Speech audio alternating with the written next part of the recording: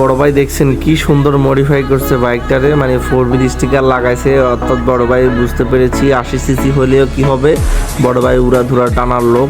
মানে এটা বাইক দেখে বোঝা যাচ্ছে যে বড় ভাই পুরো এলাকা গরম রাখে এই বাইক দিয়ে। শখের বাইক ভাই, বুঝতে হবে মডিফাই জোস করছে।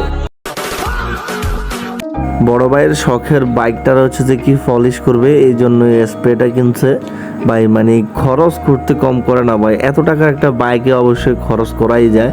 মানে কতটা শখের বাইক, কতটা যত্ন নেয় বড় ভাইয়ের। মানে বাইকটা দেখলে বোঝা যায় যে কত নতুন, কত চকচকাইতেছে।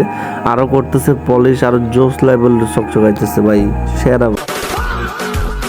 বড় ভাই বাইকে হচ্ছে যে কি হাওয়ার প্রেশার দিচ্ছে, এই জন্য হাওয়ার প্রেশার দিচ্ছে যাতে হচ্ছে যে কি আপনার যে ধুলাবালু আছে ওগুলো চলে যায়। কারণ বড় ভাই হচ্ছে যে কি চেন লুক করবে। আর বড় ভাইয়ের চেনটা কিন্তু জোস লেভেলের সুন্দর ভাই। এটা হচ্ছে যে কি জং সাইড চেনের মতো মনে হচ্ছে, আপনাদের কি মনে?